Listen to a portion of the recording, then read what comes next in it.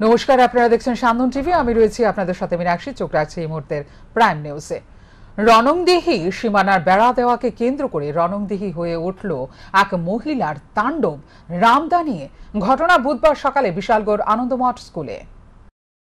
বিশালগড় আনন্দমঠ স্কুলের সীমানার বেড়া দেওয়াকে কেন্দ্র করে রণংদিঘি হয়ে উঠল এক মহিলা এদিন তাণ্ডব শুরু করে রামদা নিয়ে।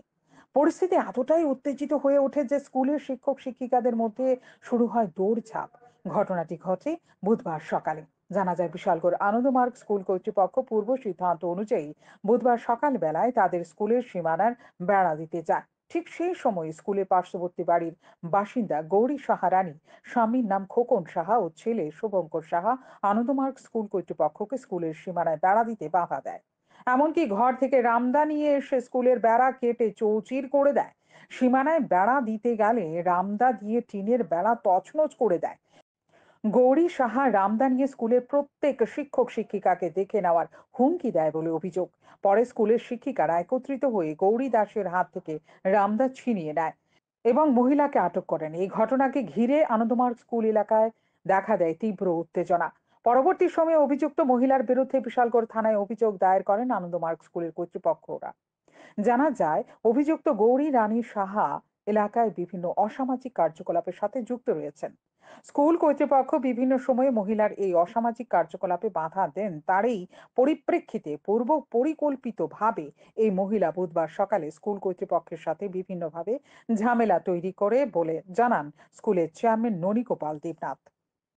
আজকে সকালবেলা আমাদের পার্শ্ববর্তী যে গৌরী রানী সাহা, উনি ওনার স্বামী এবং ওনার সন্তান নিয়ে, ওনার ছেলে নিয়ে আজকে সকালের দিকে রামদাও নিয়ে আমাদের স্কুলের বাউন্ডারি এসে কোপাতে শুরু করে। আমরা বাধা দিলে আমাদের ম্যাডাম টিচারদের উপর হামলা করে, ওদেরকে মারধর করে এবং কামড় দেয়, পাশাপাশি দা নিয়ে কোপ দেওয়ার জন্য উদ্যত হয়।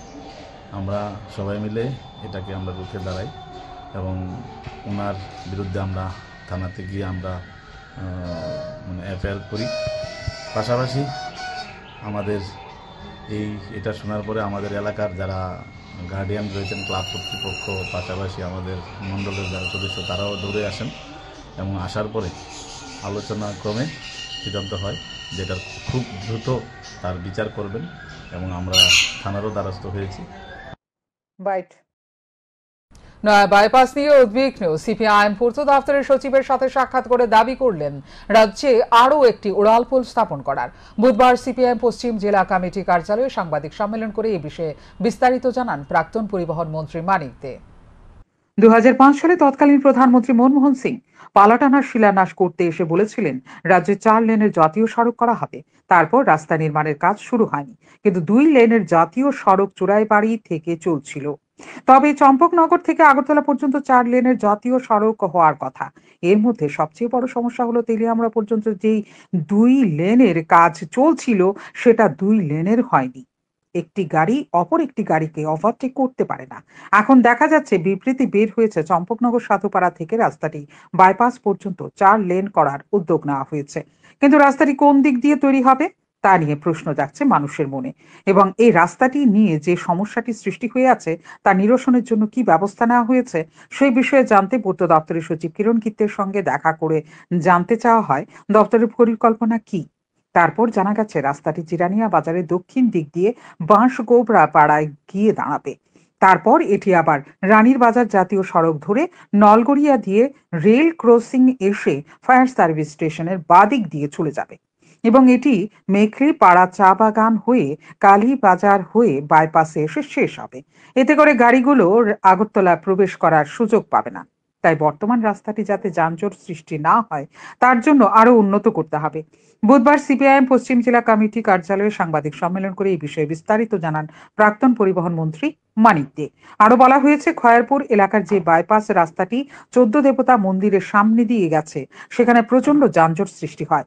অপরদিকে বোজ্জংনগর বাইপাস রয়েছে, তাই প্রচন্ড যানজট সৃষ্টি হচ্ছে। তাই কাশীপুর তিননাথ মন্দিরের পর থেকে বৃদ্ধনগর সিএনজি স্টেশন পর্যন্ত উড়ালপুল করার দাবি তুলছেন। আরও দাবি করা হয়েছে রেশম বাগান, খয়েরপুর সহ যে জনবহুল এলাকাগুলি রয়েছে সেখানে যাতে কভার ড্রেনের ব্যবস্থা করা হয়।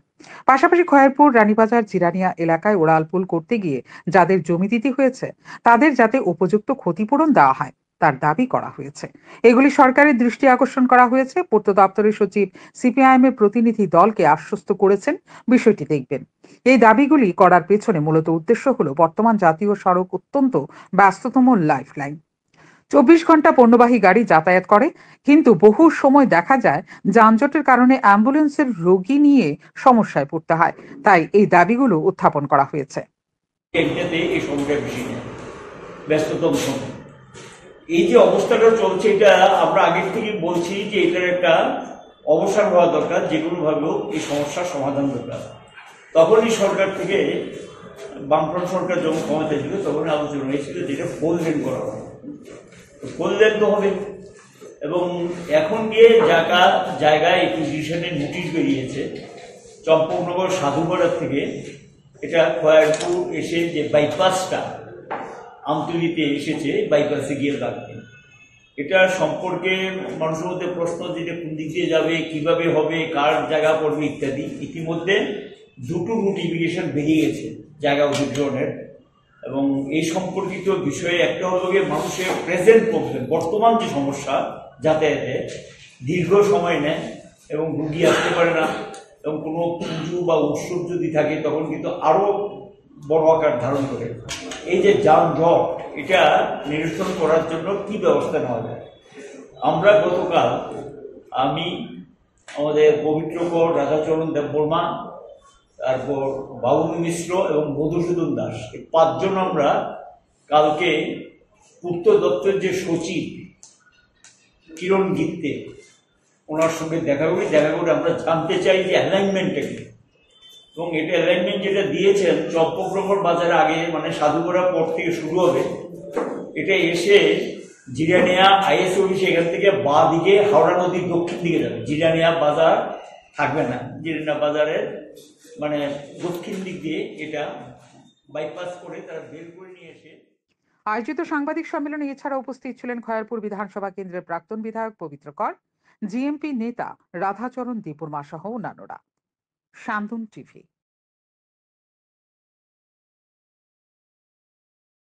কর্তব্য পালন করতে গিয়ে বিদ্যুৎস্পৃষ্ট হয়ে মৃত্যুর সঙ্গে পাঞ্জা লড়ছেন এক বিদ্যুৎ কর্মী।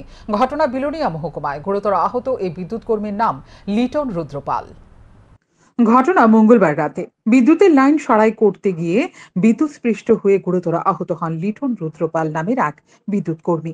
গুরুতর আহত বিদ্যুৎ কর্মী লিটন রুদ্রপালের স্ত্রীর অভিযোগ, তার স্বামী লিটন রুদ্রপাল বিদ্যুতের গ্যাং শাটডাউন দেওয়া অবস্থায় কাজ করছিলেন ওপরে। লিটন নামের এক বিদ্যুৎ কর্মী আচমকায় সেই গ্যাংটি ওপরের দিকে তুলে দেন। ঠিক তখনই লিটন রুদ্রপাল বিদ্যুৎস্পৃষ্ট হয়ে ছিটকে পড়েন মাটিতে। সমস্ত শরীর এবং মাথায় বিস্তর আঘাত লাগে। প্রথমে তাকে নিয়ে আসা হয় বিলোনিয়া হাসপাতালে। সেখান থেকে গুরুতর আহত এই বিদ্যুৎ কর্মী লিটন রুদ্রপালকে উন্নত চিকিৎসার জন্য পাঠানো হয় শান্তির বাজার হাসপাতালে। সেখান থেকে আশঙ্কাজনক অবস্থায় তাকে পাঠানো হয় জিবি হাসপাতালে। এই ঘটনার জন্য গুরুতর আহত বিদ্যুৎ কর্মী লিটন রুদ্রপালের স্ত্রী দায়ী করছেন বিদ্যুৎ কর্মী লক্ষণ নামের সে ব্যক্তিকে। তাদের 2 সন্তান রয়েছে। রীতিমতো কান্নার রোল নেমে আসে তাদের পরিবারে। দুর্ভাগ্য, এই ঘটনার প্রায় 24 ঘন্টা অতিক্রান্ত হতে চললেও বিদ্যুৎ নিগমের কোনো আধিকারিক কিংবা কর্মী গুরুতর আহত এই বিদ্যুৎ কর্মী লিটন রুদ্রপালের শারীরিক অবস্থার খোঁজ খবর নিতে আসেননি।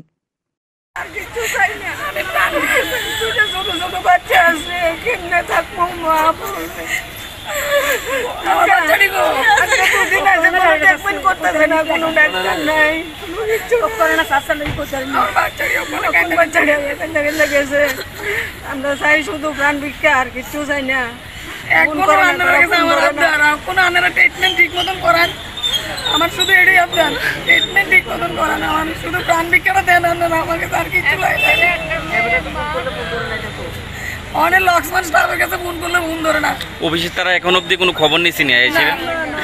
অসীম স্যারের কাছে ফোন করছি যে তাকে ফোন ধরে না। আমি বাড়ির থাকতে ফোন করছি সকালবেলা, রাত্রে 2:30টার সময় বাড়িতে গেছি, সকালবেলা ফোন করছি যে ধরে নাই। কিন্তু এখানে আইসি করে 3টার সময় ফোন করছি, এতই ধরছে, তাইনে কয় তাইনে করে সব করছে। কিন্তু লক্ষ্মণ স্টাফের যখন ফোন করছি তাইনে ফোনই ধরে নাই। তাই আবারও কি থাকছে আমার 2 বা 3 বার কলের পরে তাই পরে কলটা আরেকটা কথা বলতেছি 24 ঘন্টা হয়ে গেছে মোটামুটি পেশেন্ট আইছে ওখানে পর্যন্ত নিউরো সার্জন কোনো ডাক্তারই আমার রোগী দেখছে তাহলে এই জন্য দায়ী কেন? তো এত বড় একটা হসপিটাল, রেফারেল হসপিটাল, এই রেফারেল হসপিটালে একটা নিউরো সার্জন, একটা ইমার্জেন্সি সরকারি কর্মচারী ডিউটি অবস্থা হয়েছে, ইনজুর্ড হয়েছে, একটা নিউরো সার্জন আয়া কোনো পর্যন্ত আমি মানে চিকিৎসা করছে না বা রুগী দেখছি না। এটা কি সরকার কি ডিপার্টমেন্ট কি করতেছে? বা এত বড় একটা রেফারেল হাসপাতালে এমন অবস্থা, তাহলে সাধারণ হাসপাতালে কেমন হবে, ডিস্ট্রিক্ট হাসপাতালে কেমন হবে? আমরা রেফার কর আজকে কে দেয়? আজকে যদি এ মারা যায় একমাত্র ডিপার্টমেন্ট দেয়, ইলেকট্রিক ডিপার্টমেন্ট দেয় এবং ড্রাইভারি একটা রেফারেল হাসপাতালের ভিতরে আমরা কত কিছু করছি, কতখানি ফোন করছি যে আমরা একটা ডাক্তারের যাতে চিকিৎসা বা কিছু করে দেখে একটু দেখে না আইতাছে দপ্তরের কোনো কর্মচারী, না আইতাছে। কর্মরত অবস্থায় এই ভয়ঙ্কর দুর্ঘটনা ঘটলেও এই খামখেয়ালিপনার বিরুদ্ধে সরকারিভাবে পদক্ষেপ গ্রহণ করার দাবি জানিয়েছে গুরুতর আহত বিদ্যুৎ কর্মী লিটন রুদ্রপালের স্ত্রী ও তার পরিবারের লোকজনেরা। সরকারিভাবে এবারে কি ধরনের পদক্ষেপ গ্রহণ করা হয় সেটাই দেখার। সান্দন টিভি। 25শে বৈশাখ বিশ্বকবি রবীন্দ্রনাথ ঠাকুরের জন্মদিন। বুধবার সন্ধ্যায় প্রদেশ বিজেপি কার্যালয়ে রবীন্দ্রনাথ ঠাকুরের জন্মদিন পালন করা হয় প্রদেশ যুব মোর্চার উদ্যোগে। উপস্থিত ছিলেন প্রদেশ যুব মোর্চার সহ সম্পাদক সহ অন্যান্যরা। উপস্থিত সকলে কবিগুরু রবীন্দ্রনাথ ঠাকুরের প্রতিকৃতিতে ফুল দিয়ে তাঁর প্রতি শ্রদ্ধা নিবেদন করেন। এই দিনের অনুষ্ঠানে আলোচনা করতে গিয়ে প্রদেশ যুব মোর্চার সহ সম্পাদক বলেন, প্রতি বছরই রবীন্দ্রনাথ ঠাকুরের জন্মদিন পালন করা হয়। এই বছর নির্বাচন নিয়ে যুব মোর্চার কর্মী সমর্থকরা বিভিন্ন কর্মসূচি নিয়ে ব্যস্ত। তারপরও প্রদেশ বিজেপি কার্যালয়ে রবীন্দ্রনাথ ঠাকুরের জন্মদিন পালন করা হচ্ছে। তিনি আরো বলেন, যত দিন যাচ্ছে ততই বিভিন্ন কলেজে, বিশ্ববিদ্যালয়ে রবীন্দ্রনাথ ঠাকুরের লেখা নিয়ে চর্চা বৃদ্ধি পাচ্ছে। ভারতবর্ষ ছাড়াও আরও 2টি দেশের জাতীয় সঙ্গীত রচনা করেছিলেন কবিগুরু রবীন্দ্রনাথ ঠাকুর। আমরা বরাবরই বলে থাকি যে যুব মোর্চা মানে একটা পার্টি উইথ ডিফারেন্স, বিজেপি মানে পার্টি উইথ ডিফারেন্স।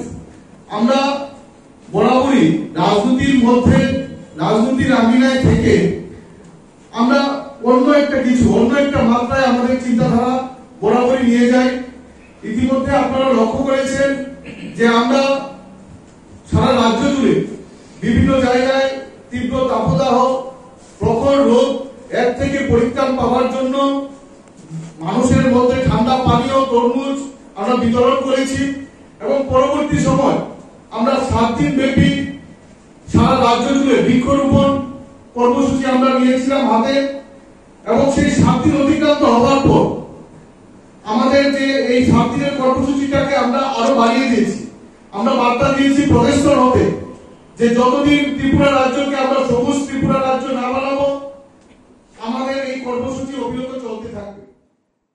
বরদলি মধ্যপাড়ার নব অঙ্গী ক্লাবের 47তম প্রতিষ্ঠা দিবস এবং কবিগুরুর রবীন্দ্রনাথ ঠাকুরের 163তম জন্মজয়ন্তী যথাযোগ্য মর্যাদার সঙ্গে পালন করা হলো বুধবার।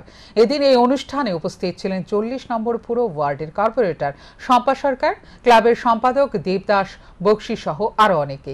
বিভিন্ন ইভেন্টে প্রতিযোগিতায় এদিন অংশ নেয় কচিকাচারা। সন্ধ্যায় তাদেরকে পুরস্কৃত করা হয়। সবসময় সারা বছর ব্যাপী নানা ধরনের অনুষ্ঠানের সঙ্গে জড়িত থাকেন এবং জনহিতকর নানা ধরনের কাজ করে থাকেন, আপনারা সবাই জানেন। কবিগুরু যার আজকে জন্মদিন, বাঙালি হিসেবে আমরা গর্বিত যে কবিগুরু একজন বাঙালি ছিলেন। উনি ত্রিপুরাকে প্রচণ্ড ভালোবাসতেন, যার জন্য ত্রিপুরাতে উনি 7বার এসেছেন এবং ত্রিপুরার মহারাজাই ওনাকে কবি সম্মান, যে মহারাজার যে সভায় কবি সম্মান উপাধি দিয়েছিলেন। ওনার আজকে জন্মদিন, আমরা ভারতবাসী হিসাবে, ত্রিপুরাবাসী হিসাবে ব্যক্তিগত পক্ষ থেকে এবং সবাই 40তম প্রতিষ্ঠাবার্ষিকী দিবস তথা আজকে কবিগুরু রবীন্দ্রনাথ ঠাকুরের জন্মদিন। মূল উদ্দেশ্যটা দেখুন, কবিগুরু রবীন্দ্রনাথ ঠাকুরের জন্মদিন উপলক্ষে বরাবর আমরা সৌভাগ্যবান যে আজকের দিনে আমাদের প্রতিষ্ঠাবার্ষিকী দিবসটা সবসময় পড়ে। আর এই জিনিসটাকে সামনে রেখে আমাদের ভাবনা এবং চিন্তাকে বিকশিত করার জন্য আমরা সাংস্কৃতিকভাবে বিভিন্ন ধরনের কম্পিটিশনের প্রতিযোগিতামূলক আমরা রেখেছিলাম, যেমন সঙ্গীত বলুন আর আর্ট প্রতিযোগিতায় বলুন, সব কিছু সম্পূর্ণ হয়েছে। আজকে তাদের এখনকার মতো এই মুহূর্তের সংবাদ এই পর্যন্ত। অন্যান্য আপডেটস দেখার জন্য অবশ্যই নজর রাখতে হবে সান্দন টিভির পর্দায়। সান্দন টিভি, দায়বদ্ধতায় যার ঐতিহ্য।